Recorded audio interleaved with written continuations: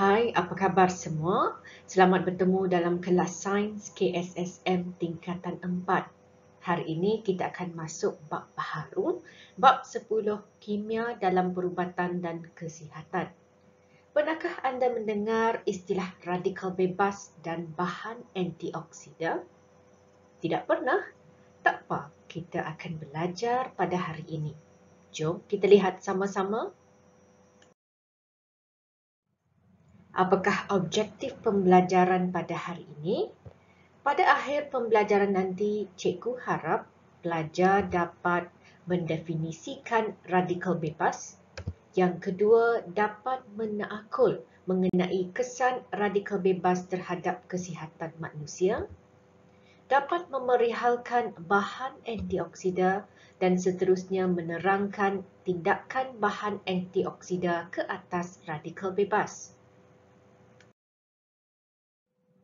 Kita lihat dulu definisi bagi radikal bebas. Apa yang dimaksudkan dengan radikal bebas? Radikal bebas ialah atom atau molekul yang kekurangan satu elektron yang menjadikan atom atau molekul tersebut tidak stabil, reaktif dan cenderung untuk menyerang atom atau molekul lain. Jadi lihat pada gambar yang ditunjukkan. Yang di sebelah kanan adalah atom normal yang stabil. Lihat saja pada elektron di petala terluar. Ianya mempunyai susunan elektron oktet yang stabil. Tetapi radikal bebas pula kekurangan satu elektron pada petala paling luar dan menjadikannya tidak stabil dan reaktif. Apakah faktor yang menghasilkan radikal bebas? Terdapat dua faktor, iaitu faktor dalaman dan faktor luaran. Kita lihat dulu tentang faktor dalaman. Tahukah anda terdapat satu proses semula jadi yang berlaku dalam badan kita yang menghasilkan radikal bebas? Proses ini ialah proses pengoksidaan, di mana proses pengoksidaan ialah tindak balas kimia yang berlaku apabila suatu bahan tindak balas mengalami kehilangan elektron. Dua proses yang menyumbang kepada penambahan radikal bebas dalam badan kita ialah keradangan oleh sel darah putih dan proses metabolisme. Keadaan ini seterusnya akan mencetuskan tindak balas berantai untuk menghasilkan lebih banyak radikal bebas. Apa yang dimaksudkan dengan tindak balas berantai? Lihat pada gambar di bawah. Ini merupakan radikal bebas dan daripada elektron pada petala elektron yang terluar, kita tahu atom ini kekurangan satu elektron. Jadi sudah tentu ianya tidak stabil, reaktif dan cenderung untuk menyerang atom dan molekul lain. Maka radikal bebas akan merampas elektron atom stabil yang lain. Maka atom ini pula akan kehilangan satu elektron dan membentuk radikal bebas. Maka atom ini pula akan merampas dan mengambil elektron daripada atom atau molekul yang lain. Maka terbentuklah lebih banyak radikal bebas. Jadi inilah yang dikatakan sebagai tindak balas berantai, iaitu tindak balas berterusan yang menghasilkan lebih banyak radikal bebas.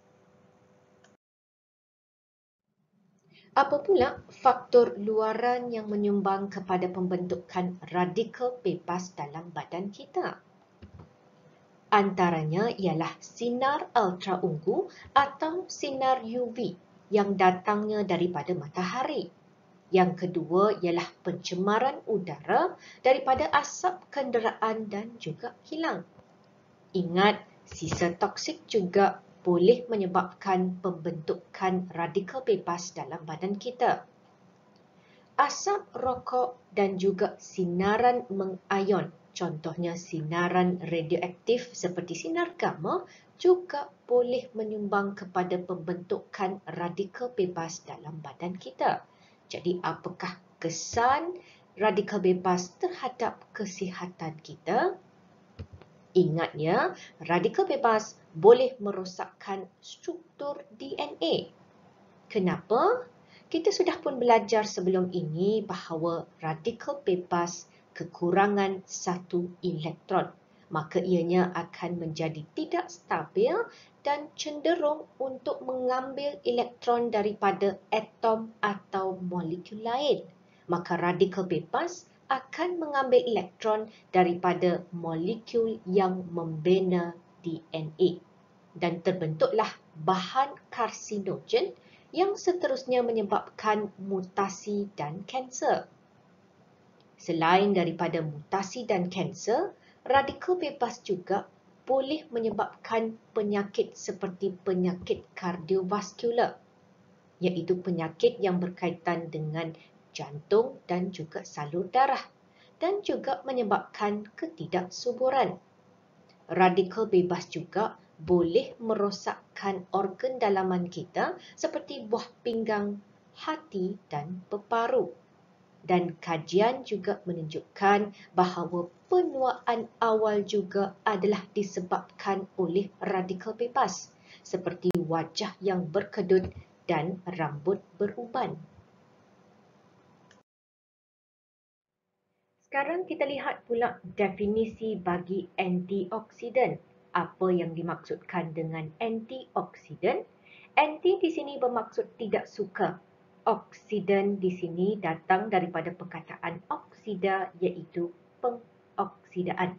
Maka antioksidan merupakan sebatian kimia yang diperlukan oleh badan kita untuk melambatkan ataupun menghentikan proses pengoksidaan.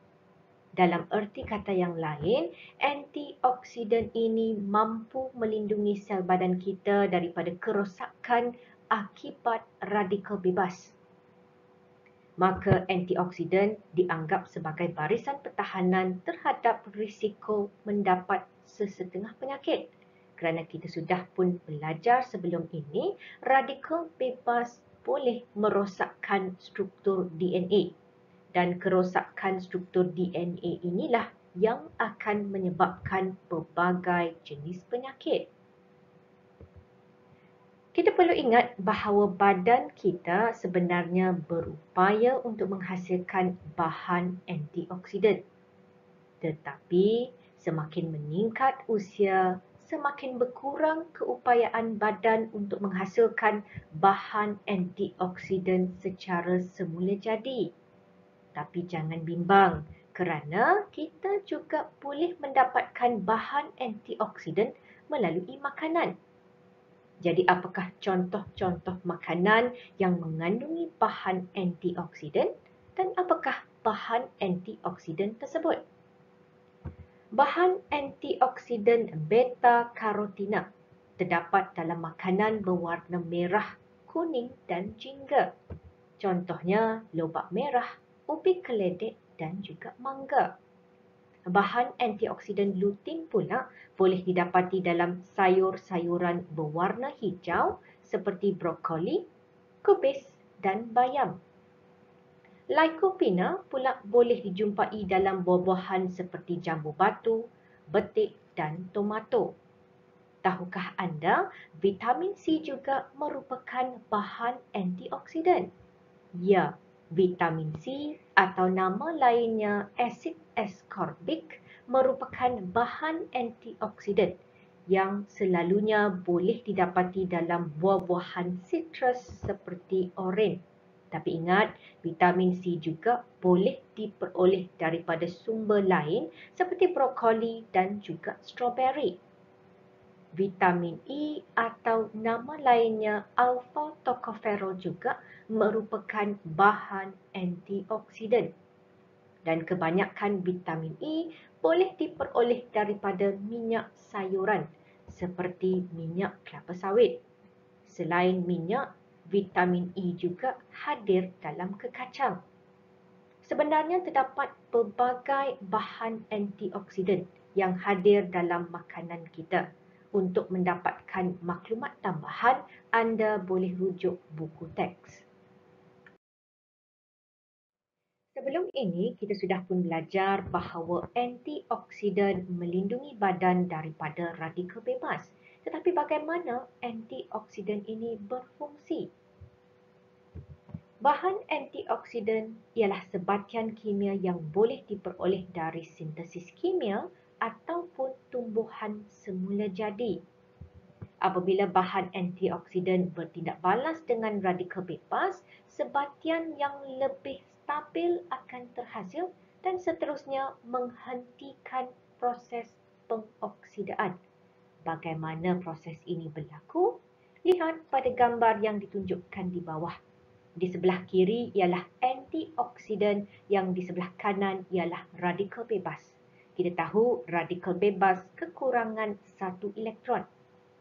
Sebab itulah ianya menjadi reaktif dan cenderung untuk mengambil elektron daripada atom atau molekul lain. Jadi antioksidan akan mendermakan elektronnya. Maka radikal bebas sudah menjadi stabil dan proses pengoksidaan dapat dihentikan. Jadi kesimpulannya, radikal bebas kekurangan satu elektron dan akan cenderung untuk merampas elektron daripada atom atau molekul stabil yang lain. Tetapi antioksidan akan mendermakan elektronnya untuk menjadikan radikal bebas ini lebih stabil. Tahukah anda bahawa proses pengoksidaan bukan sahaja berlaku dalam badan kita, tetapi juga berlaku pada makanan? Kenapa? Proses pengoksidaan boleh dilihat berlaku kepada makanan yang terdedah kepada udara. Sebab kita tahu di udara mempunyai gas oksigen. Inilah yang menyebabkan proses pengoksidaan makanan. Proses inilah yang menyebabkan buah-buahan seperti apel dan pisang menjadi perang apabila dibiarkan terdedah kepada udara. Jadi, fikir-fikirkan bagaimana kita boleh elakkan proses pengoksidaan makanan daripada berlaku. Seterusnya, kita akan masuk topik baharu iaitu 10.4 produk kesihatan. Jadi sekarang kita tahu ramai orang suka mengambil produk-produk kesihatan. Jadi apakah itu produk kesihatan dan perlukah kita mengambil produk ini dalam kehidupan harian kita? Apakah objektif pembelajaran untuk topik ini? Pada akhir pembelajaran nanti, cikgu harap pelajar dapat menerangkan maksud bahan aktif dalam produk kesihatan dan yang kedua dapat mewajarkan penggunaan produk kesihatan yang terdapat dalam pasaran. Apa yang dimaksudkan dengan bahan aktif? Bahan aktif merujuk kepada komponen tertentu dalam produk kesihatan yang mempunyai kesan terhadap penyembuhan atau pencegahan penyakit. Dalam erti kata yang mudah, bahan aktif akan menyembuh atau mencegah penyakit tertentu. Lihat gambar yang ditunjukkan di bawah. Ini adalah produk kesihatan minyak ikan omega 3. Jadi kita lihat setiap satunya dituliskan bahan aktif yang hadir dalam produk tersebut. Ingat ya, bahan aktif akan memberi kesan atau tujuan yang sama walaupun kita menggunakan produk dengan jenama yang berbeza. Jadi walaupun jenamanya berbeza, tetapi bahan aktifnya tetap sama dan mempunyai fungsi yang sama. Kenapa ramai orang memilih untuk mengambil produk kesihatan? Kita lihat apa sebab-sebab produk kesihatan mendapat permintaan yang tinggi. Antaranya ialah produk kesihatan didapati dapat memulihkan penyakit dan dapat mengekalkan kesihatan kita. Yang kedua, produk kesihatan dapat menjamin tumbesaran yang normal dan meningkatkan daya pencegahan penyakit. Selain itu, kita perlu ingat gaya hidup masyarakat kini sibuk bekerja, maka tidak sempat untuk masak di rumah dan tidak mengamalkan pemakanan yang seimbang. Sebab itulah mereka mengambil produk kesihatan sebagai pelengkap kepada makanan yang dimakan. Apa-apa pun, pastikan anda memilih produk kesihatan yang selamat untuk dimakan dan dapatkan maklumat tambahan daripada doktor sebelum memilih apa-apa produk kesihatan yang terdapat dalam pasaran.